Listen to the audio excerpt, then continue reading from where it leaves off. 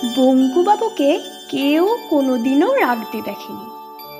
সত্যি বলতে কি, তিনি রাগলে যে কীরকম ব্যাপারটা হবে, কী যে বলবেন বা কী যে করবেন তিনি, সেটা আন্দাজ করা ভারী শক্ত। অথচ রাগবার যে কারণ ঘটে না তা মোটেই নয়। আজ 22 বছর তিনি কাকুরাগাছি প্রাইমারি স্কুলে ভূগোল ও বাংলা পড়িয়ে আসছেন।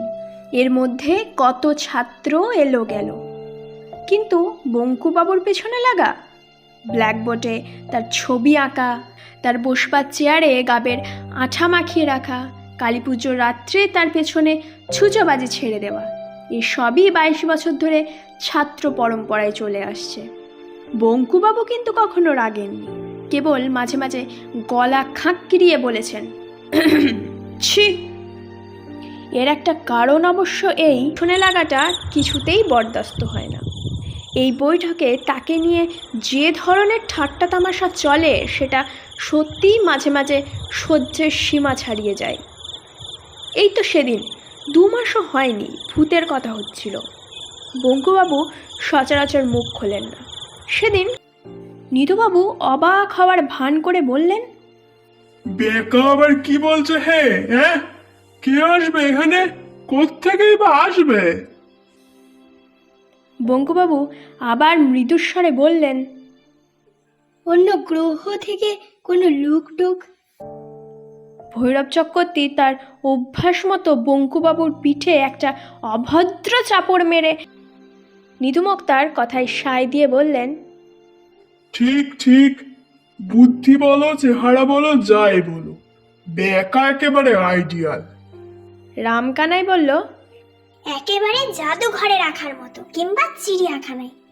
বঙ্কুবাবু মনে মনে বললেন, স্পেশিম্যান যদি বলতে হয় তো এরাই বা কম কি? ওই তো শ্রীপতিবাবু উটের মতো থুতনি, আর ওই তো ভৈরব চক্রবর্তী কচ্ছপের মতো চোখ, আর ওই নিধুমক্তার ছুঁচো, রামকানাই ছাগল, চণ্ডীবাবু চামচিকে। চিড়িয়াখানায় যদি রাখতে হয় তো।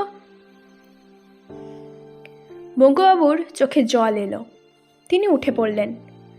আজ অন্তত আড্ডাটা ভালো লাগবে ভেবেছিলেন, হলো না। মনটা ভারী হয়ে গেছে, আর থাকা চলে না। মানুষ কিন্তু ভূতেরও বাড়া। বঙ্কুবাবু আলোটা দেখতে পেলেন পঞ্চাকুশের বাঁশ বাগানের মাঝ বরাবর এসে। তার হাতে আলো ছিল না, শীতকাল, তাই সাপের ভয় নেই। তাছাড়া পথও খুব ভালোভাবেই চেনা। এ পথে এমনিতে বড় একটা কেউ আসে না, কিন্তু বঙ্কুবাবুর শর্টকাট হয় বলেই তিনি এই পথে যান। কিছুক্ষণ থেকেই তার কেমন জানি একটা খটকা লাগছিল, অন্য দিনের চেয়ে কি জানি একটা অন্যরকম ভাব, কিন্তু সেটা যে কি সেটাই বুঝতে পারছিলেন না। হঠাৎ খেয়াল হলো যে বাঁশবনে আজ ঝিঝি ডাকছে না, একদমই না। সেইটাই তফাৎ। অন্যদিন যতই বনের ভেতর ঢোকেন ততই ঝিঁঝির ডাক বাড়ে, আজ ঠিক তার উল্টো।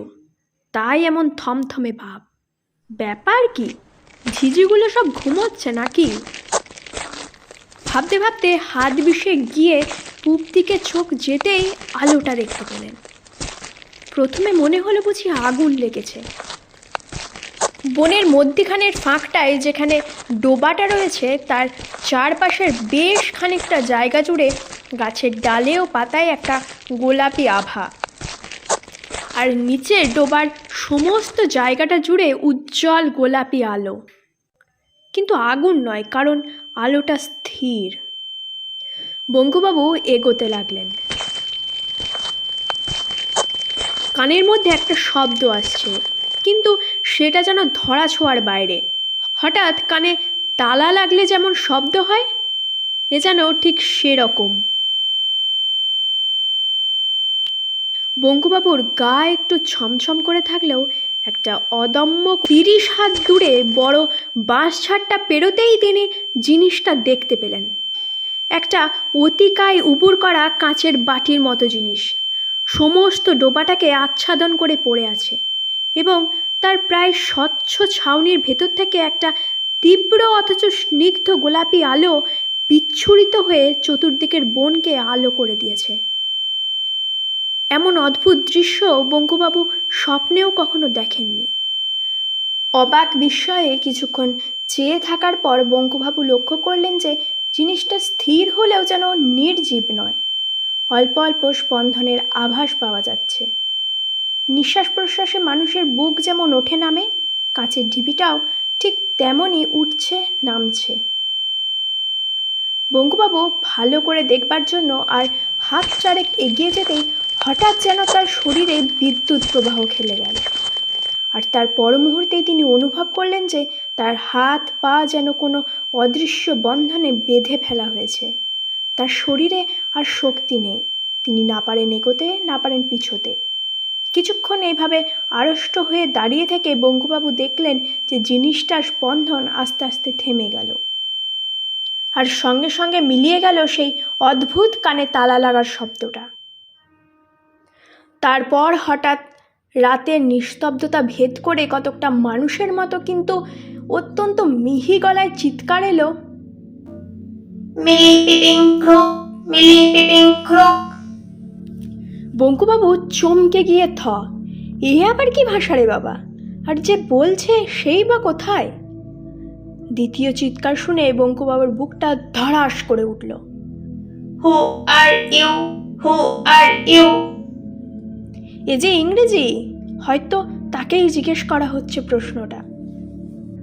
বঙ্কুবাবু ঢোক গিলে বলে উঠলেন, I am Bankubihari Dutta sir, Bankubihari Dutta. প্রশ্ন এলো, are you English, are you English? বঙ্কুবাবু চেঁচিয়ে বললেন, নো স্যার, বেঙ্গলি, কায়েস্ত স্যার। একটুক্ষণ চুপচাপের পর পরিষ্কার উচ্চারণে কথা এলো, নমস্কার। বঙ্কুবাবু হাঁপ ছেড়ে বললেন, নমস্কার। বলার সঙ্গে সঙ্গেই লক্ষ্য করলেন যে তার হাত পায়ের অদৃশ্য বাঁধনগুলো যেন আপনা থেকেই আলগা হয়ে গেল। তিনি ইচ্ছা করলেই পালাতে পারেন, কিন্তু পালালেন না, কারণ তিনি দেখলেন সেই অতিকায় কাঁচের ঢিপির একটা অংশ আস্তে আস্তে দরজার মতো খুলে যাচ্ছে।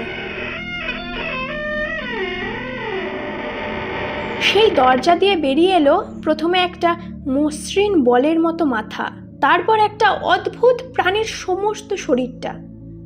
লিকলিকে শরীরের মাথা বাদে সমস্তটাই একটা চকচকে গোলাপি পোশাকে ঢাকা। মুখের মধ্যে নাক ও কানের জায়গায় দুটো করে এবং ঠোঁটের জায়গায় একটা ফুটো। লোম বা চুলের লেশ মাত্র নেই।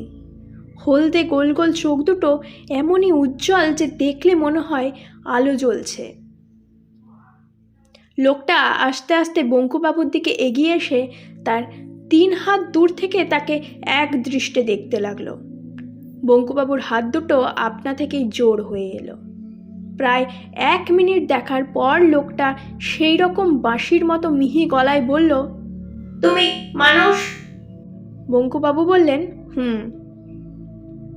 লোকটা বলল, এটা পৃথিবী?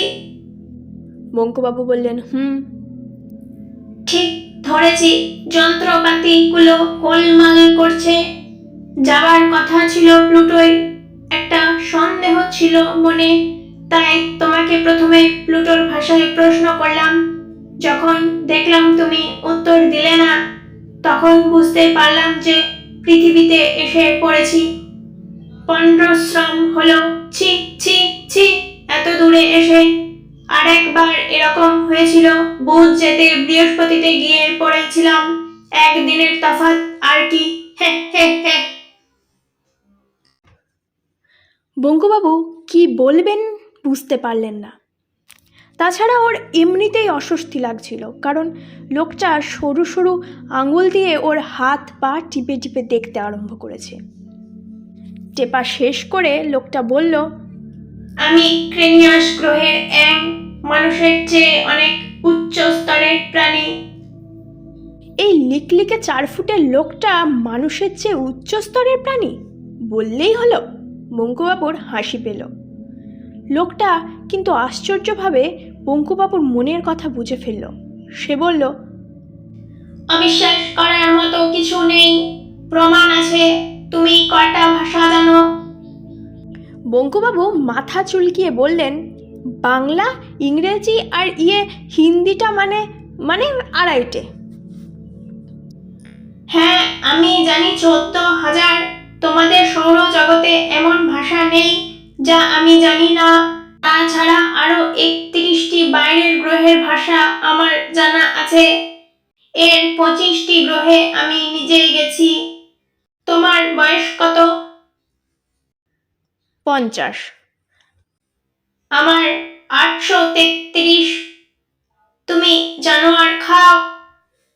বঙ্কুবাবু এই সেদিন কালী পুজোয় পাঁঠার মাংস খেয়েছেন, না বলেন কি করে? অ্যাং বলল, আমরা খাই না, বেশ কয়েকশো বছর হলো ছেড়ে দিয়েছি। আগে খেতাম, হয়তো তোমাকেও খেতাম। বঙ্কুবাবু ঢোক গিললেন। এই জিনিসটা সেটা হাতে ঠেকতেই বঙ্কুবাবুর সর্বাঙ্গে আবার কেমন একটা শিহরণ খেলে গেল যে তিনি তৎক্ষণাৎ ভয়ে পাথরটা ফেরত দিয়ে দিলেন। অ্যাং হেসে বলল, এটা আমার হাতে ছিল বলে তুমি তখন এগোতে পারোনি। কেউ পারে না। শত্রুকে জখম না করে অক্ষম করার মতো এমন জিনিস আর নেই।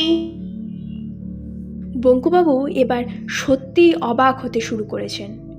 অ্যাং বলল, এমন কোনো জায়গা বা দৃশ্য আছে যা তোমার দেখতে ইচ্ছে করে কিন্তু হয়ে ওঠে না?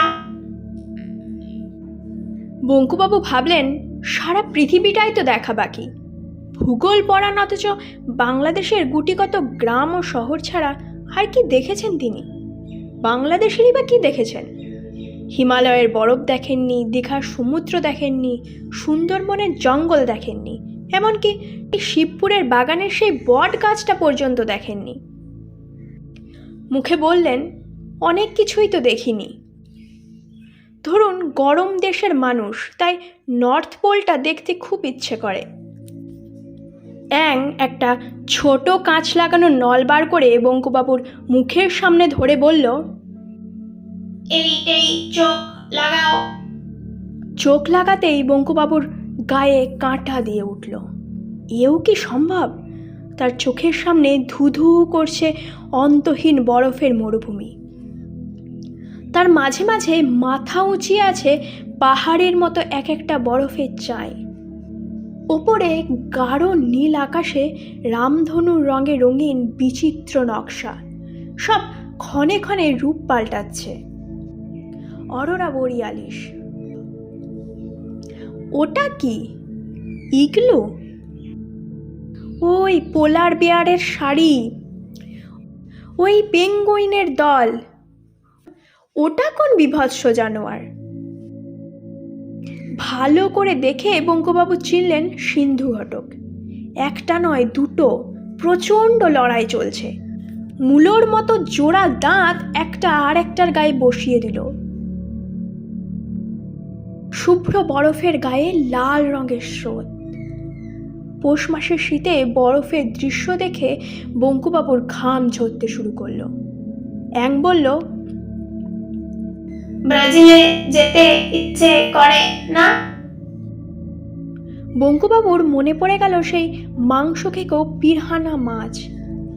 আশ্চর্য, লোকটা তার মনের কথা টের পায় কি করে? বঙ্কুবাবু আবার চোখ লাগালেন। গভীর জঙ্গল, দুর্ভেদ্য অন্ধকারে লতাপাতার ফাঁক দিয়ে গলে আসা ইতস্তত রোদের ছিটে ফোটা। একপাশে একটা প্রকাণ্ড গাছ, তা থেকে ঝুলছে ওটা কি? সর্বনাশ! এত বড় সাপ বঙ্কুবাবু জীবনে কখনো কল্পনাও করতে পারেননি। হঠাৎ তার মনে পড়ে গেল কোথায় যেন পড়েছেন ব্রাজিলের অ্যানাকোন্ডা, অজগরের বাবা। কিন্তু মাছ কই? ওই যে একটা খাল, দুপাশে ডাঙায় কুমির রোদ পোয়াচ্ছে, সারি সারি কুমির। তার মধ্যে একটা নড়ে ওঠে, জলে নামবে। ওই জলে নেমে গেল।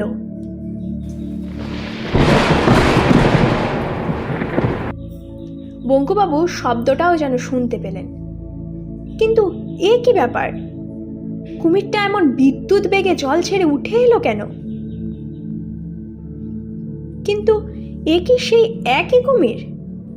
বঙ্কুবাবু বিস্ফারিত চোখে দেখলেন যে কুমিরটার তলার অংশটায় মাংস বলে প্রায় কিছুই নেই, খালি হাড়। তার শরীরের বাকি অংশটা গোগ্রাসে গিলে চলেছে 5টি দাঁতালো রাক্ষসে মাছ, পিরহানা মাছ। বঙ্কুবাবু আর দেখতে পারলেন না। তার হাত পা কাঁপছে, মাথা ভো ভো করছে। অ্যাং বলল, এখন বিশ্বাস হয় আমরা শ্রেষ্ঠ?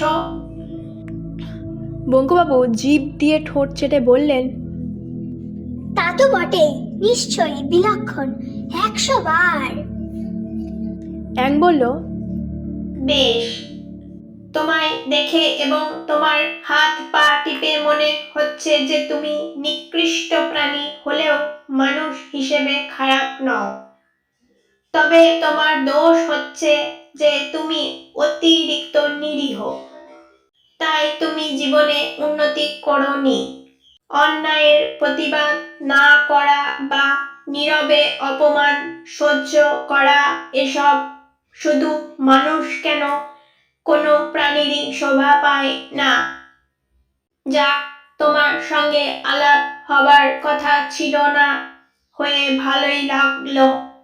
তবে পৃথিবীতে বেশি সময় নষ্ট করে লাভ নেই, আমি বরং আসি।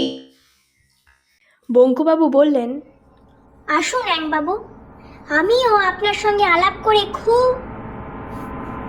বঙ্কুবাবুর কথা আর শেষ হল না। চোখের পলকে কখন যে অ্যাং রকেটে উঠে পড়ল এবং কখন যে সেই রকেট পঞ্চাঘোষের বাঁশবন ছেড়ে ওপরে উঠে অদৃশ্য হয়ে গেল, তা যেন বঙ্কুবাবু টেরই পেলেন না। হঠাৎ তার খেয়াল হলো যে আবার ঝিঁঝি ডাকতে শুরু করেছে।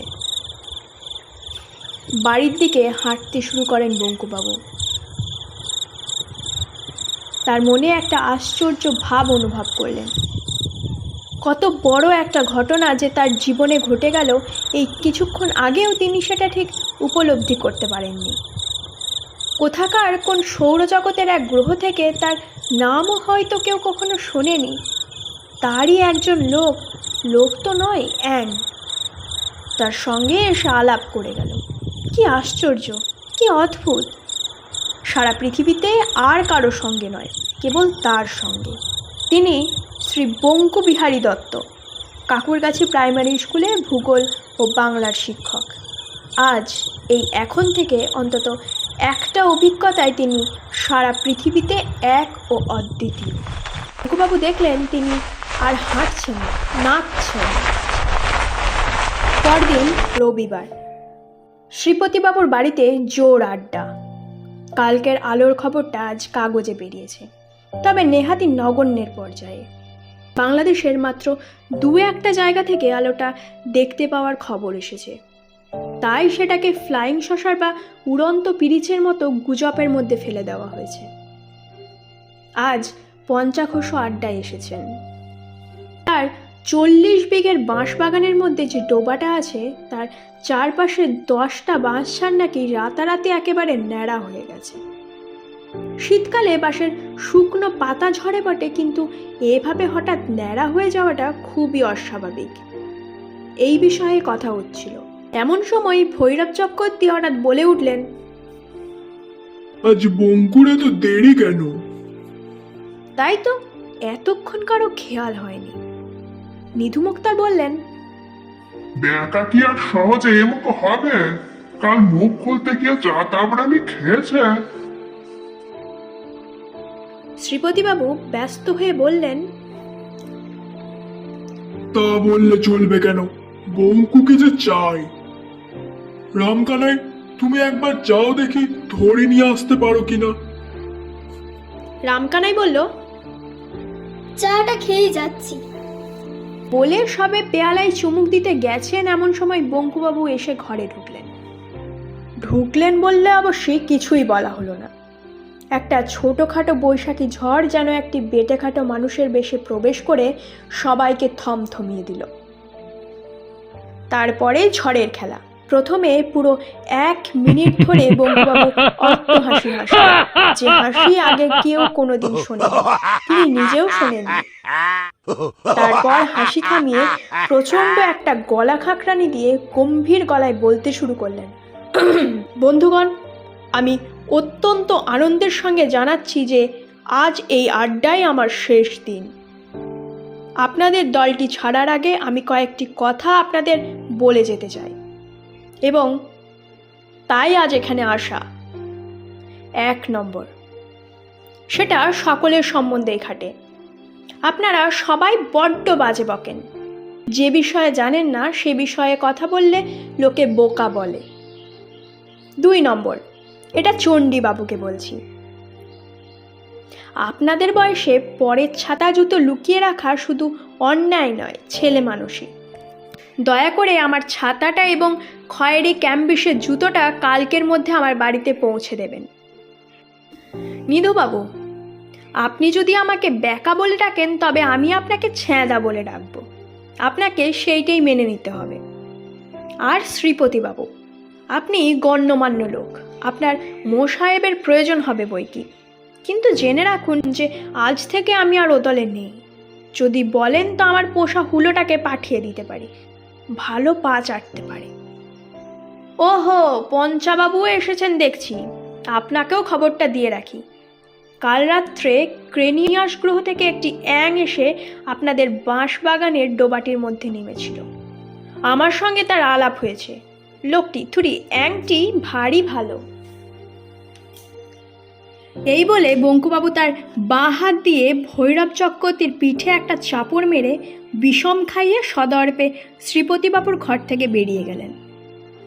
ঠিক সেই মুহূর্তে এই রামকানাইয়ের হাত থেকে চা ভর্তি পেয়ালাটা পড়ে গিয়ে সব্বার কাপড়ে চোপড়ে গরম চা ছিটকিয়ে চুরমার হয়ে গেল।